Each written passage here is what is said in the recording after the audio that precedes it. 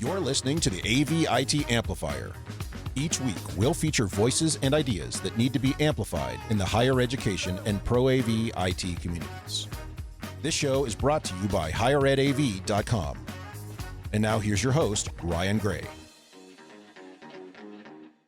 Well, hello, everybody, and thank you for tuning in again to another episode of the AV-IT Amplifier. And I am so excited to bring you this show today because we not only have one, not two, but three amazing people to talk to today, and for a really, really awesome topic that I just am so excited to delve into. So first off, we'll go around the horn. We have two actual repeat guests and a first-time guest. So, Kameesha, let's start with you. Who are you, and how on earth do we know each other? Hi, I'm Kameesha Jones. I'm an audiovisual project manager here at FIU in Miami, Florida, and we're at HETMA together. And I met you for the first time at InfoComm this year. That is true. Yeah.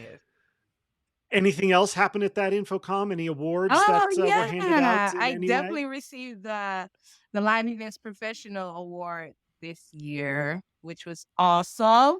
So I appreciate it. That was awesome. Congratulations. Okay. And how about you, Britt? Welcome to the show again. Hi. Thank you for having me again. I guess you didn't hate me the first time, so that's good. I'm Britt Yenser, Director of Event Technology at Moravian University. I know Ryan and all of these lovely people through HETMA. We all met at InfoComm for the first time this past InfoComm in 2023, and it was awesome. Nice. Any awards or anything that you earned at this past InfoComm?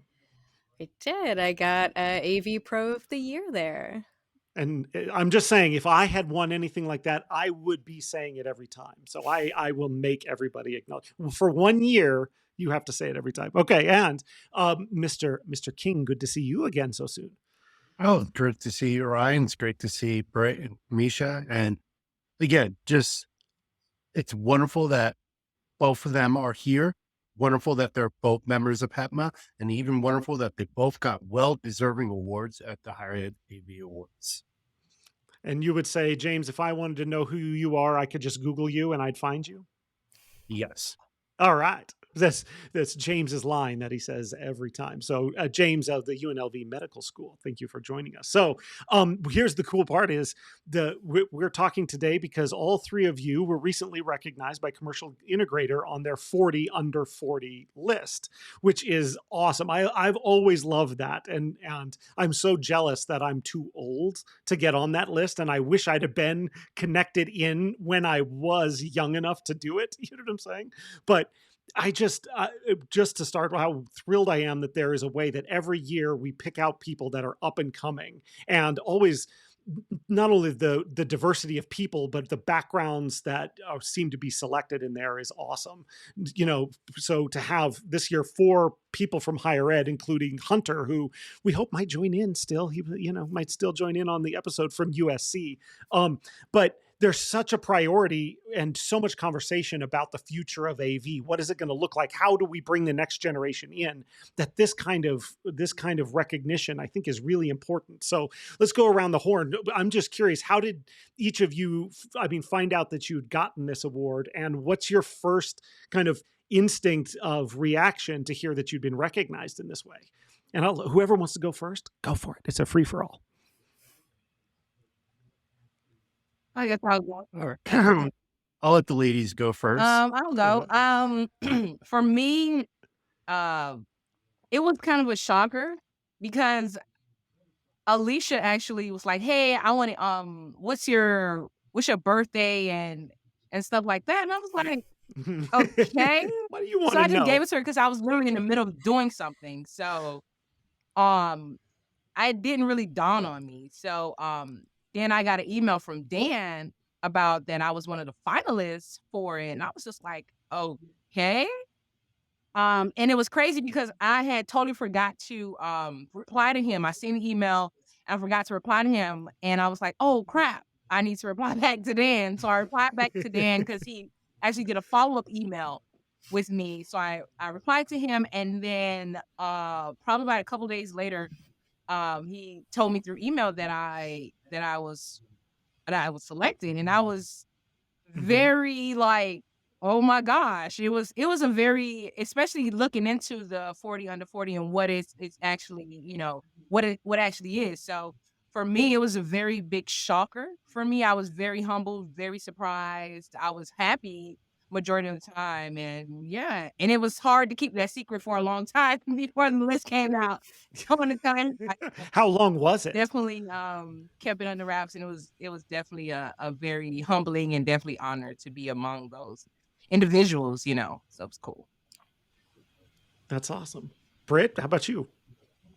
Yeah, very similar experience where I got the email from Dan saying I was nominated, which was a huge shock because I did not know that people in the higher ed vertical would be able to be on a list like that.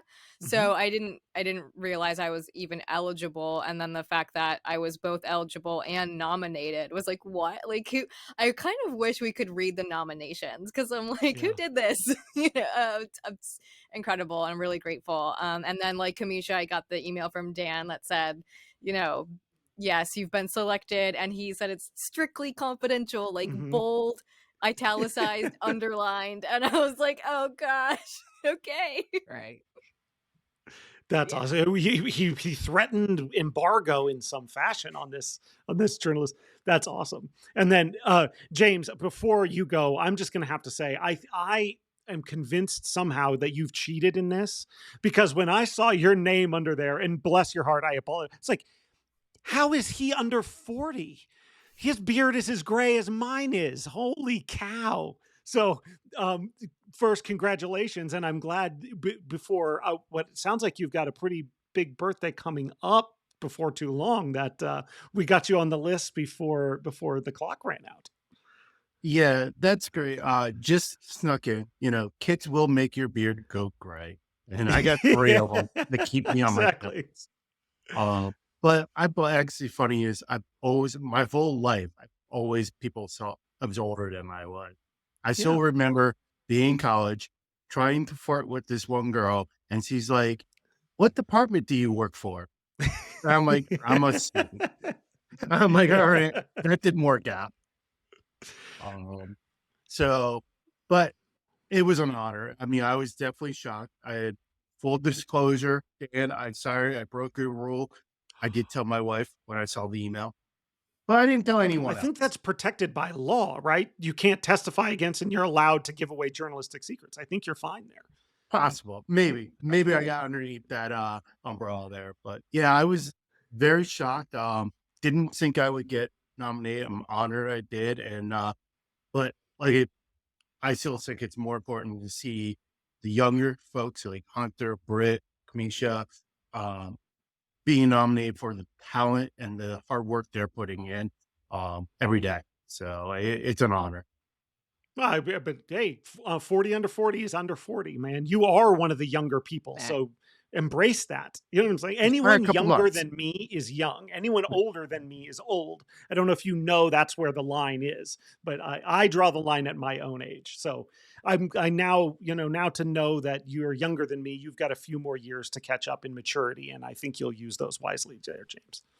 Gotcha. Hence why I keep saying I'm going to be like you when I grow up. And now I would usually say it back, but now that I know you're younger than me, you know what I'm saying? I guess I'm going to have to, I don't know, look up to Joe or somebody old. I don't know what we're supposed to do on that front. So, like I said, part of my real excitement about this is it's a very tangible way to actually do something that's beyond just talking about, hey, like we need to be paying attention to the future of what the AV industry looks like. It's saying we want to find up and coming people, or people under 40 is considered young, especially in this industry. So how do each of you look at it in that way? Has it already made some connection or provided some opportunity, or what do you think it might mean or change in the next, say, year for you guys moving forward?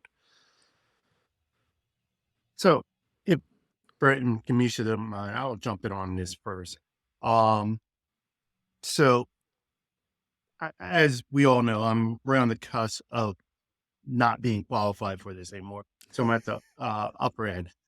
I think not only is it a good thing to have something like this that highlights young talent coming in, but I also just want to note again, this was Commercial Integrator. This is a big AV magazine in Cornerstone, and we have 4 higher ed folks in it. Yeah. That shows you the power of higher ed, and that we are, as Pat Mill will say, we're taking over the AV world, in a good way, not in a bad way. And it just shows you that we have talent like Kameesha and Britt and Hunter who are getting recognized for everything they're doing, not just in the higher ed vertical, not just for the school, but also in the pro AV industry as a whole.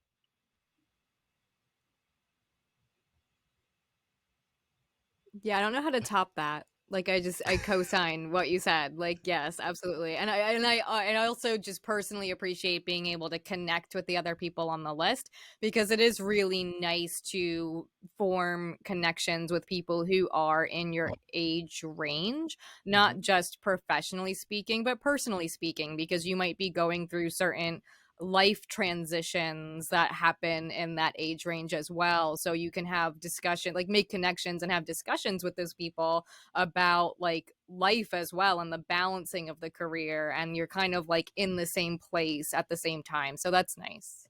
As far as me, opportunities, like I posted today on my Twitter, I actually got somebody from a university in Africa wanted to have a chat with me because they've seen the list of 40 under 40.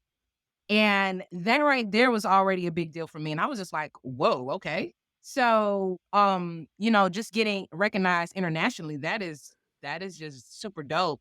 And just having this type of platform, as far as for me, just having this platform to just be there, and also to cater to the the diversity and inclusion aspect of it. So, you know, I'm just excited to see where this goes, the connections, and then my LinkedIn has been blowing up ever since. Like I swear I get like 150 views a day because just people just looking at because they're curious about the 40 under 40, and I'll get a lot of congratulations from people I have no idea have met. I have a couple meetings lined up with people that want to meet with me, vendors and things like that. So like I said, I love the platform. I appreciate the platform a lot because it's actually giving, that diversity and that inclusion for me, and also too helping up bringing up the next generation. And I'm a part of that, helping bringing up the next generation. So that's just a win-win altogether. I love that. Yeah, in taking this sort of thing amplifies people that might not otherwise have gotten that kind of attention, right? The people that get written about are the long tenured people, and even when this kind of list comes out, there's always somebody that'll say it's reverse ageism, or in some way like, oh, why can't it just be the best people of AV? Why do we have to say it's the under 40? And part of the answer is, well, the people who've got 20, 25-year careers, they're the ones that are already being featured in this. So to be able to put front and center people so that you can make those connections, your LinkedIn fills up, people see and can learn from you, and you can get connected. And like you said, make a connection with a school on another continent. Who knows where all that stuff can come from? Like the tangible actions that can come out of this sort of thing, are thrilling. So one of the things that I've heard a number of times when talking about, building diversity anywhere, and especially here, is, it's hard to be what you can't see. And so and Britt, I'll start with you. When you look at this year's slate, what does it look like to you in terms of if this group 10 years from now, 15 years from now are the senior people in the AV industry, what does that next AV industry iteration look better to you, or you think it's going to be about the same as it is today? I mean, I was really excited when Dan announced that the group was gender equal. And that was just so exciting to me and gives me a lot of hope and excitement for the industry moving forward. I think that some naysayers might look at women like me who consistently uplift women in technology and flip it and think like, you want women to take over or be the majority. Like, no, that's not the goal. The goal is to have women represented equally, and to show that women are capable, more than capable, of doing this job. So yeah, I'm excited about that. Yeah, we can have that conversation when women are right. What 9 to 11% of the industry, which it is right now. We're not in danger of anything like that happening. Let's get that number up before we claim we're worried about some kind of takeover or something like that. So, what other ways then would we look at that slate in terms of diversity, in terms of what the future might hold? I guess my question is this: as an average white man, can I have some hope that the people younger than me in the industry are more dialed in and are going to take us in a better direction than we would with the people older than me in charge? Definitely. Like I said, with this 40 under 40 group, I feel like they are the next people that are going to push for that more diversity and inclusion. And I see it, And also for me, I didn't have a platform or anything unless somebody reached out to me that was a person of color. So that was Alicia for me. So she made those avenues, and she's like, hey, I see what you're doing. I'm going to put your name out there. It was just like saying, I'm going to throw you the alley, you dunk it. And that's basically what happened. So she threw the alley and introduced me to people and things like that. And we had a conversation last week about it. She was like, you showed up. And that's the thing. You showing up for people, showing up and, being passionate about what you're doing. And that's basically what I'm doing. I'm passionate about AV. I want the next generation to succeed. I'm always talking about AV to people that have no idea what AV is. And then when they see what I do, and I always mention, what I do or my prior accolades, they're like, oh, I didn't know this exists. So I'm like, yeah. So now I'm pushing more people out there to say, hey, apply for this. Oh, hey, do you know this is available for you? Hey, these are job applications that you should do, because that's how I've been doing a lot too. But with me in this higher position at work, it gives me an opportunity to see a lot of resumes that come in, and a lot of people that are actually looking for jobs, they're applying for student worker jobs, positions, and they're capable for more. So me on that back end is giving me an opportunity to say, hey, your resume looks like this. I'm going to help you tweak it a little bit, and then I'm going to give you some job postings that you should apply for that fits more your range of what your resume looks like. So just doing little things like that, just to say pushing everything forward. But I definitely see things changing, and it's not even a bad thing. I definitely see it as a good thing, because like I said, that I think that 40 under 40 class is amazing, and we definitely will be seeing more of it and more inclusion and diversity into it. Yeah, it's making me nervous. I'm like, wait, these are the people that are on my heels. I am in some trouble. I better really buckle down on that, putting my privilege out there now, because I think that's going to end. I'm just kidding. So then, James, I know you. Again, you said, "Oh, I just snuck in under the wire," but I don't give away your 30s yet, man. If you're still there, but one of the things that's always impressed me about you, and granted, we've had this conversation on the show before, is the commitment you have to learning, especially about emotional intelligence, bias, and other things like that. That from, like you said, maybe someone who's got a gray beard from having kids. The perspectives of the things that you talk about a lot are usually, I think they're surprising to a lot of people. So how does, in that view of being aware of bias, does this process look to you like something that could help a wider group look at and evaluate biases that we may be carrying? So first off, I want to give a shout out. If you haven't seen it, I am actually going to be co-hosting the book club with Wave It, where we are actually reading the person you mean to be, how good people overcome bias. So definitely register for that, and it should be fun. And I do thank Wave It for actually including me on it. But that's a good question there, Ryan, is how can... Of course, it's a good question. I asked it. You know what I'm saying? Yeah, I'm just kidding. So how can the 40 under 40 help look at bias for a bigger picture? Is we look at this year, we even look at past years. Again, they're all younger generation. They're 40 under 40. They come with experience of their own, knowledge of their own, that they can add value. They don't devalue, they add value to the already community that we have and grow it and bring different perspective. And with this year being a 50-50 male, female is awesome because the whole see it, believe it, and movement, it's great. I 100% back that. I've talked about that numerous times with youth sports.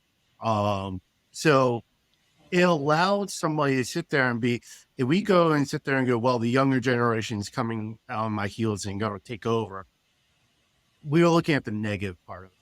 Me, I sit here and go, the younger generation is coming on my heel. I want them to surpass me. They're going to do better than me. I've actually told that to my student workers. I've sat down with them and be like, this is where I want to see you go. Kind of like a parent to a child. You want your child to do better. And I'm actually had student workers come back and go, those are big shoes to fill. But I know they can fill it. And that's what we're trying to do is push the younger generation up to help grow and improve our AV community as a whole.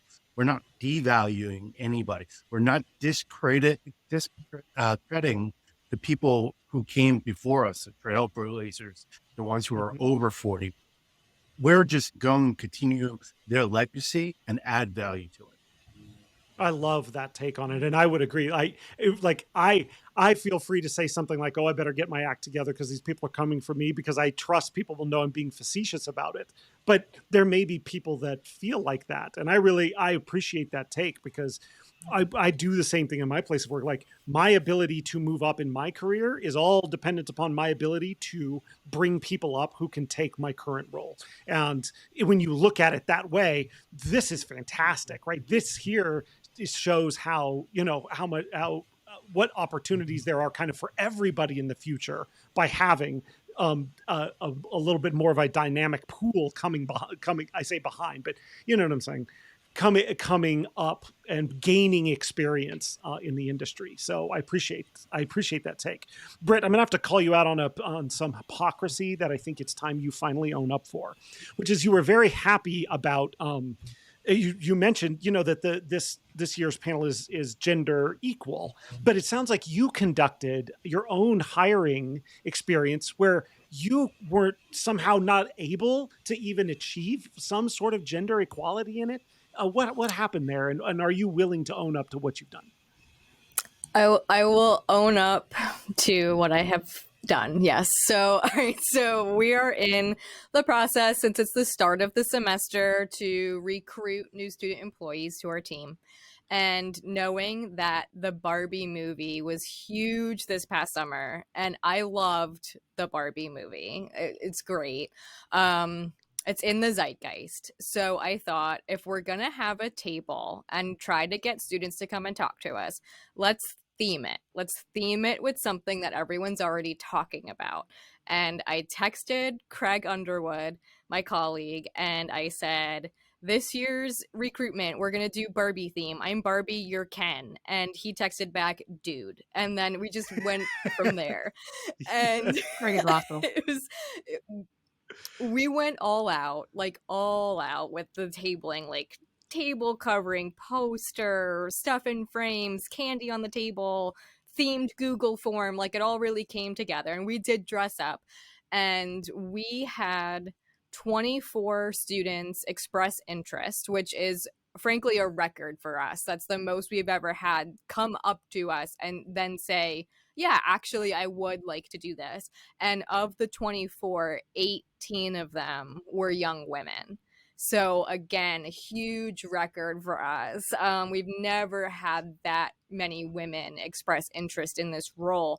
And a lot of the feedback that I received in the Google form that I had them fill out in terms of, what made you interested in this position had to do with the fact that the tabling and then the conversation that we had felt fun. It felt inclusive to them. It was just a warm experience for them, and when I talk to the students, I don't focus on well, you're gonna have to learn how to use a neat pad or whatever. No, we're not talking about that. I'm telling you, that you are going to get paid training where I'm going to teach you step by step what to do. I'm going to pair you with a returning student until you're comfortable and confident. I will never ask you to do something that you're not comfortable doing. I will never ask you to do something I have not done myself.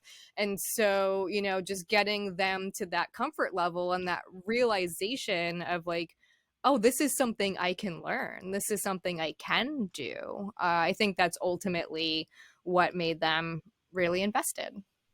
Yeah, I love it. People, if you haven't, find Britt's Twitter at Brave Brit and see the pictures of this. It's really well done, and it speaks a little. Maybe you would follow up on it. Is when we have people with a different experience in places of leadership to do this, we can then further change what things look like. Your perspective said, you know, I wouldn't have done that. I wouldn't have thought to do that. But of course you did. And look at the difference of engagement. Look at how you represented what it could be in a non-traditional way and what the results can be. Or is that something that you're saying, look, I need to represent AV in a different way? Or is it more like, I just need to represent me. And if that's different than what AV has been, fine. You know what I'm saying? It doesn't matter. Yeah, I feel like it had a lot to do with representing AV in a different way because students have no idea what that is. Like they might have a vague understanding of IT, but AV is foreign to them. And sometimes I would even have students in past job fairs come up and say like, "Well, I'm good at computers." And I'm like, "That's great. That's a step." You know. So I figured again, instead of focusing on like this is a technical role and you have to know technically, no, you have to know how to have a conversation, be personable, be present, have a growth mindset. And I felt like, hey, one, Barbie's in the zeitgeist. Two, I cannot stress enough how much I love that movie. And three, like that the themes of that movie are about growth and learning and being inclusive. And so I just thought, like, let's pair all of this together because ultimately that's what I want AV to be, and that's what I'm looking for. And I love that's what you want AV to be, and you are doing what you can to make it that way. And through this process, you know, you've already got yourself, you know, a pretty good following. But I hope that being featured in not just in a higher ed focus to what James said before, but in an industry publication, kind of really helps that. So, Kameesha, I've heard you tell a story, and I've heard you talk a number of times, probably on Britt's podcast, about an interaction you had with a student who recognized you, I think, as the first like staff person of color that they had seen. And so I'm curious, what has your experience been like that way, saying, you know, like, higher education is supposed to be an area that, you know, is forward thinking, progressive thinking, values diversity and equity and inclusion, but doesn't always come out. And when you look at what you're trying to do in AV, same thing. Is it, hey, no, it's my role to change what AV is, or it's my role to just be me in AV industry? And if that brings about change, then that's what happens. I think it's both for me. Yes, on our campus, we do have a lot of people of color, but they're more on the Hispanic side. So it's a lot of, especially on our main campus. So a young lady walking the halls, I was at the main campus doing some work there with our other AV folks. And a random student came up to me and she was like, "Hey, who are you? What department you work in?" And I told her like, "Hey, I'm an AV project manager, but I work at the BBC campus, which is our Biscayne Bay campus. And I'm here." She's like, "I've never seen a person of color like on this campus," and it started to get me worried, a little bit uncomfortable. So I smiled and, I said, "Well, you've met one." And I said, "If you ever see me around campus, just say hi." And she's like, "I'm definitely will." So I think for me, it's just more of a comfortability, representation. It's very rare you see a person that looks like me in AV. It's very rare. So I want to change that. So in order for me to change that, I have to be present. I have to show up. I have to, give opportunities to where I see, hey, opportunities are here. You should go for this. And, pushing that new generation, no matter, my focus is, person of color in that aspect, but honestly, it's just really anybody. So I think for me, it's just showing up and just being that representation that people don't often see. Because like I said, it's very rare you see a person like me in the AV industry, because I'm still getting that, you really? So Yeah. it's kind of insulting, but also too, it kind of feels good. Like, yeah, I'm here. Hey. So, Yeah. so yeah, that's pretty much my take on it. And that story had come to mind because I thought, for that student to be like, oh, hey, look, like I've never met a staff person, but who knows who might be working in an integrator shop somewhere that episode, what do you call a magazine now? That issue of the magazine, or is seen, they follow Commercial Integrator and can have some of those same things where the people I may work with don't look like me, but look at what this group of younger people looks like. Yeah, the AV could be a place for me. Because like you said, if you don't see it, you get worried. And this sounds like the person was afraid. And so it sounds a little like you've taken what, you said Alicia kind of, gave you the alley oop in this case, that you're trying to find ways to throw alley oops to other people. Pretty much.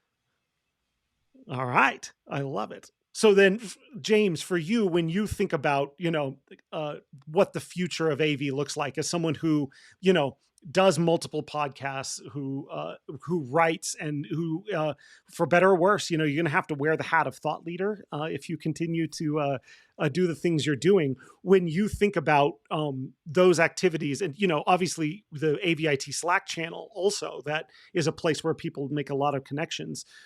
Are you someone who thinks actively about here's ways I should be influencing and changing the future of the industry, versus it's my role to just be me, represent what my values are, and let that move forward?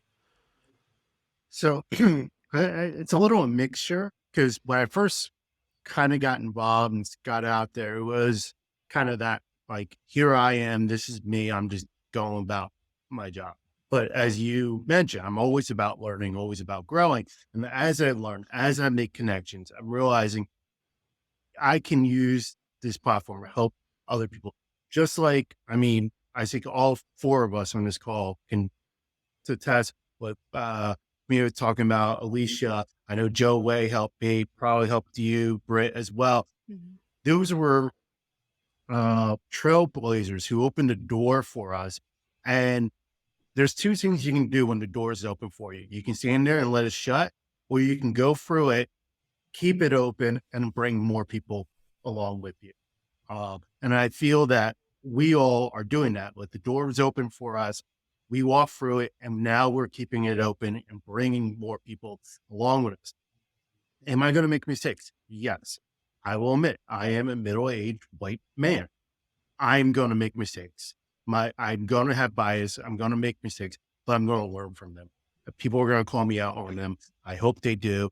And that's the only way I can grow and get better.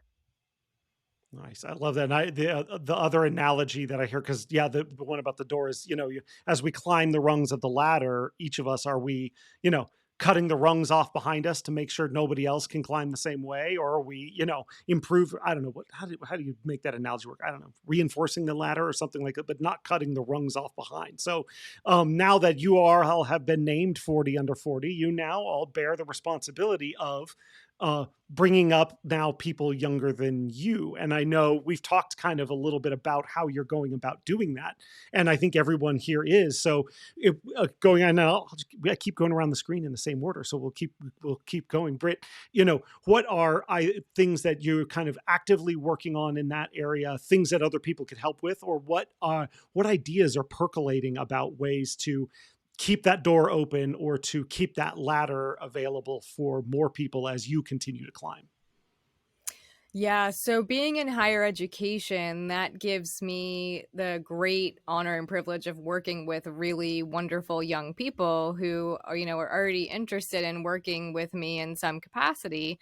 And since we just had that really successful recruitment, I'm excited to bring as many young women onto the team as possible. And I just work to mentor them throughout the course of their journey here and make sure that they are comfortable, confident, and having a good time while they're working for me. And as they approach junior and senior year, I have conversations about them. I recognize that you studied this. but you did this for me and you were really good at it. Like, you recognize this is a career? Do you have interest in potentially entering the AV industry? And maybe you might want to pursue what you studied first, but do you have any interest in circling back around to that? Like, look into the future. Could you see yourself doing this in any way? And just talking them through the possibilities. And I also have started to recently try to make contacts with and partner with local integrators in order to start creating internship opportunities for the students. So getting them out into the field a little bit more if they're interested in doing that. So yeah, just helping young people learn, get connected, and recognize that, like, while they might have studied something else, they could choose to enter AV as a career. That's awesome. I forgot to ask you at the end of the last one, did you have anybody come up and say, I don't know what AV is, but I do know how to beach? No, we didn't. All right. That would have, you should have, if they did, you should have hired them on the spot for that. But what I did, what I did have though was a lot of the signage had "You are Knuff" on it, and I had several students stop and go, "I am Knuff. I am Knuff." I love that. That's a great story. Cool. Well, then kind of, Kameesha, same question to you. I know you've talked a little bit about what you're already doing, but I think you've got a lot going on in terms of, how are you trying to make sure you're keeping the door open now that you are an official AV industry leader as a 40 under 40? How are you going to bear that responsibility and keeping the door open for more people? Similar to what Britt's doing, with me working in the AV industry in the higher ed, it gives me a more hand-on experience. My student workers, a lot of them I've set that up. As you all know too, I work with the Miami Heat. So a lot of them, and they're guys, so they were super excited. Like, oh my God, you work with Miami Heat? Like that's super dope. So what I've done is a lot of times I do get a lot of internship opportunities from the Miami Heat, and I go for them and tell them to, hey, apply for this. So now I have 2 of my student workers that I'm losing in October because they will be they'll be working with the Miami Heat. One is on video, and the other one he's going to be working alongside of me at the Miami Heat as a audio engineer. So that right there, it's already there. I push out a lot of opportunities, especially for places that I've already worked at. So for an example, another place I worked at was the Asian Arts Center, which is the 2nd largest performing arts center in the world. So they were having an internship. I also blasted out to other student workers that are not in my department to say, hey guys, go ahead and apply for this. This is a really good opportunity. They have different levels that you guys can go, from marketing to production to anything. So a lot of them will be also interning there and next in the spring. So there's that. I also too, I am hosting an HBCU career/resource fair. We were pushing for October of next month, but in Florida, it's hurricane season. So the institution that I was going to do it at, they're flooded and it's a lot going on. So we're trying to push for the spring. But basically what I'm trying to do is bring a lot of integrators such as, I talked with Alicia and Xavier from CPI. So a lot of those, they're very interested in coming out to just really talk to the students like, these are options that you can do after graduation. No matter if you are a music recording technology major or if you are a computer engineering major. Just to give them the aspect of, hey, there is another option. Also, too, with that, we're bringing back alumni such as myself to talk to the students of what we've done.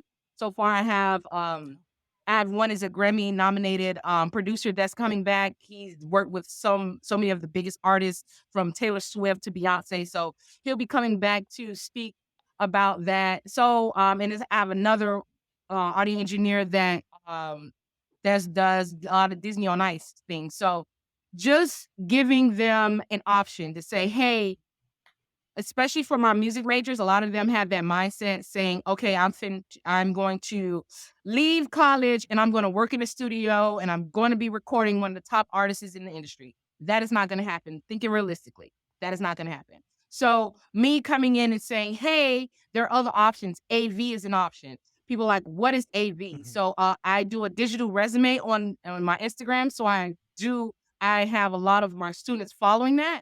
so they can see actually what I do. They're like, oh, that's dope. What is that? What is Dante? So I'm saying, hey, look at this website. This will show you that. So for me, I am doing a lot as far as getting the like I said, a person of color into the AV industry. I'm really pushing that. And I'm pretty sure it's going to be successful. It is a lot of work. I do have a lot of help. A lot of people that's reaching out to say they want to help, they want to sponsor, they want to donate. So yeah, that's the gist of it. And that's only at the college level. On a high school level, I do teach high school as well too. On some days, I also too have them introduced to a lot of AV things too. So once they're out of high school, I actually have a high schooler. She's graduating this year. She's heavy. She loves the AV world, like love it. Mhm. So after that, she'll be going to a Full Sail. She'll be going to Full Sail on a full scholarship, and she's super excited about that, so that she can start learning more about the AV industry. So, like I said, I'm doing a lot, but it and it's gonna be well worth it again. So. Well, yeah, that's no joke. I got exhausted just listening to all of that.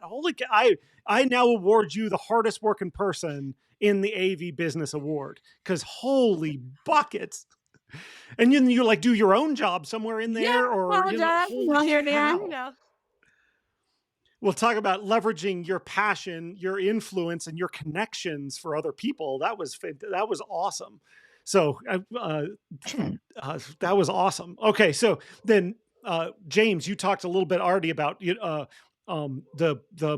book read, the book club you're doing with Wave It, and some of the other ways. So how do you see your responsibility as undoubtedly a HETMA board member and other things you do as a leader in the industry? I think it's just more continuing to have the conversations and try to put actions behind it. A lot of people, they'll start the conversation and then kind of let it dwindle.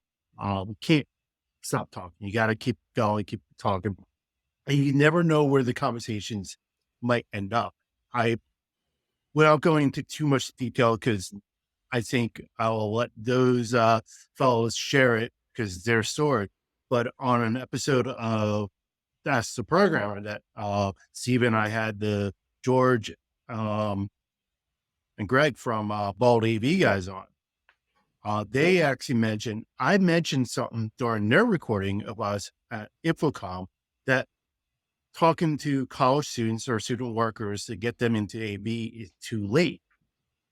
Because we all know what the Bald AV folks are doing. If you don't know what they're doing amazing stuff at Pace University with a degree for AV. Awesome. But it's a little late. And they actually took that almost to heart and are actually working on something else. And like I said, I will let them share that on that episode, and as well anywhere else they wanted to share it. But I thought that was cool because it was just an off comment that I've been saying for multiple years of college is too late. Most of the students who come into college, they already made up their mind of what they want to do. Yes, they can change their career. Happens all the time. But they already kind of have their path set. Even high school is a little late. I mean, when I first started looking into this, I was under the impression that most females were grabbing their career around the age of 13, 14. That's like 7th, 8th grade. Now I'm hearing it's as early as 3rd grade that they're making up what they're going to do. This whole move saying is important, because as young as 3rd grade, they're already saying, okay, I am going to this. I'm going to be a doctor, or I'm going to be an IT person, or an AV person, or an astronaut, or military, whatever. They're already starting that one. They may not even realize they want it, but they're starting to vocabulary. They're starting to, push, go that route. The society is starting to pull them into channels that take them down those paths. And so we got to divert them there at that age of what paths are out there for them. Nice. Did Yeah, that and I make would sense? agree. catch that episode. We had them on this podcast where we talked specifically about their academic program that they're building, and their first class, which was last year, had more women in it than men. So same thing was happening there. So yeah, I love that take of making sure that there's awareness that this is a career, even though we're a multi-billion-dollar industry in the long, since it's a niche sort of thing. So all right. So a question then, because I don't know the answer to this. Is there an actual physical award that comes from being a 40 under 40, or is it just simply the recognition? Have anybody who received a trophy of any type? Oh, I'm seeing blank stares. If not, we should fix that. Well, I got it. Did you guys get the email from Nick? Yes. Okay. Yes. That's someone who's jumping in on an opportunity. Let me put it that way. Okay. Yeah. So, all right. So then I'll phrase the question this way. If there was a physical award that was coming, and to kind of go, where would you display it? And how would you make sure people understood what it meant to you? What do you think, Britt? Probably in my office somewhere, especially because we're doing a lot of renovations around the campus, and I'm going to get a physical office with actual walls and not pretend walls. Wow. So I know, very exciting. So I could actually hang something on a wall, which would be fun. And I have the higher ed AV Pro of the Year award like on a table back there. I like to keep stuff like that in my office because I like to talk about it with my students, to let them know, like, hey, like James was saying, I had a very specific idea of what my career was going to be. I was going to be an English teacher. And then I was an English teacher for a couple of years. And then ultimately, I circled back because I realized I still had a passion for AV. And I felt like that was actually where I wanted my life to go. I thought that was more interesting, more dynamic, and a better fit for me. And so, I like to have just the reminders around me and the conversation pieces with the students to just have that conversation and let them know, like, since you've been working for me, you have this experience under your belt, you have this foundational knowledge, you could be like me and always circle back. Nice. Kameesha, where would you put yours? I think I'll put it in my office as well. My office is bare right now because I haven't had time to decorate it because we just moved. But I definitely would. Also, you work way too hard to have time to decorate an office. Holy cow! Right. But I'm gonna do it. Before this interview, this year is out. I'm gonna, put my degrees up and everything. And I think for me, just like Britt said, it's a conversation starter. Yeah. I do have my plaque as well up it's sitting on my front desk. And people walk by, I'm like, what is this? And I tell them, hey, I went to Infocom and I'm a part of this organization, HETMA, and I was nominated and I won this award. So it's a conversation started because I'm very humble. And that's another thing too, why my office is bare too, because I'm like, I don't want to show off and things like that. But somebody was like, girl, you the it. You better show it off. Yeah. So That's now right. for me, it's not so much of a humbling experience. It's just, hey, this is my accolade. This is me. So I definitely will put it in my office, and because it's a conversation starter, basically. I love it.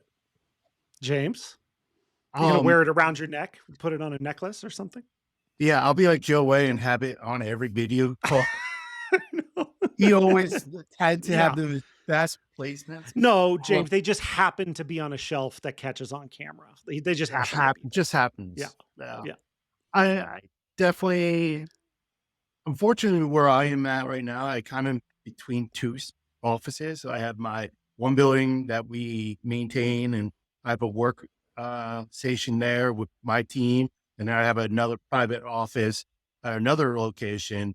That's where my official office is. So I'm shared between spaces. So I don't know where I would put it there. I would probably at home, but go on that whole notion of conversation starters and putting it up. I think it's very key because as we all know, I'm always about learning a lot of stuff. Back at my old job on the East Coast, I had a wall in my office that was full of certifications. Off air, I'll tell you why I started that wall, but it was a full wall of different certifications I got. And people would, every time they would come in my office, they would stop for a moment and look at that wall and be like, holy buckets, you have a lot of certifications. I'm stealing that word from you, Brian. I love that word. But yeah, it was just get people talking about what you're doing and also what they could be doing is awesome. So having it somewhere displayed is awesome.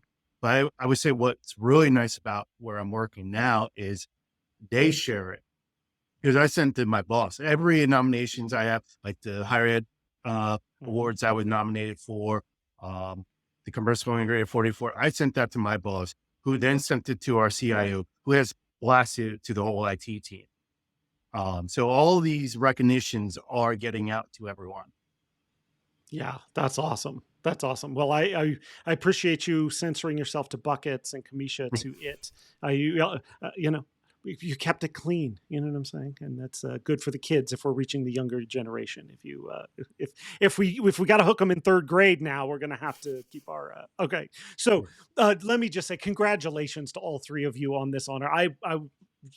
I was so excited to see the list. It's interesting to know who of you know who nominated you and who doesn't. And I love that part of it.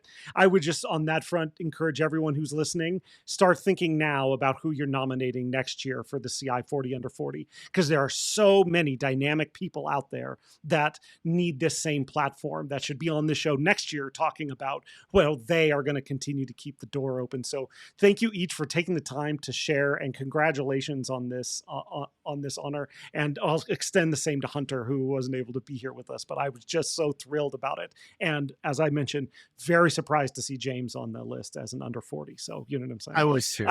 I was half the needle. So James, in closing out, if people wanted to get in touch with you, how would they do so? As I always say, Google me, you'll find me. There's a story behind that. But anything with HETMA, as Brian mentioned, I am also on 2 other podcasts, AV Life and Ask the Programmer, that come out weekly. Writer for the Higher Ed Digital Magazine, the IT and AV column. So yeah, I'll be out there. I'm on Twitter. You'll find me. Cool. Kameesha, how would people get in touch with you if they wanted to, I don't know, add another task to your plate or something else to work on? You can find me on LinkedIn at Kameesha Jones. I'm there, and I'm also on Twitter at K1117. Yeah, Kameesha's a good follow on Twitter. You're going to laugh at something every day, I promise. Yeah. And Britt, if someone wanted to get in on, I'm sure Mattel has cut you in now on the AV Barbie revenue whenever that comes up. So if people wanted to get cut in on that action, how would they find you and Bravespace? I'm trying so hard to get hashtag AV Barbie to trend right now. But okay, so yes, I'm on Twitter as Brave Brit. So that's BRAVE _ BRITT _. And then my podcast has a Twitter as well. So it's Brave Space. It has underscores, just like my regular Twitter handle. And then I'm on LinkedIn as Britt Inser. Cool. Well, I know all of your LinkedIns have blown up from this. These are 3 people you definitely want to be connected to out there. Thank you all for talking with me today. And just in closing, I will throw a thank you out to the editor-in-chief of Commercial Integrator, Dan Freese, who we mentioned before. This is something that he has championed and kept going and sometimes takes criticism for, but you can tell he believes in it. So in closing, thank you, Dan, for that. Thank you to the 3 of you, and congratulations to all this year's CI 40 under 40 winners. And we'll see you next time on the AV. I don't even know the name on my own show for the AVIT Amplifier. Thank you for listening to the AVIT Amplifier. Join us again for next week's episode when we'll welcome a new guest who you'll want to hear from. We promise. Your host has been Ryan Gray. He's on the tweeters at Ryan_A_Gray, or find him on LinkedIn to connect. Please subscribe and give the show a rating and review wherever you get your podcasts. This show is brought to you by higheredav.com. The views expressed here are not necessarily those of our respective institutions, employers, or sponsors. Everyone hang in there, go easy, and we'll be back next week.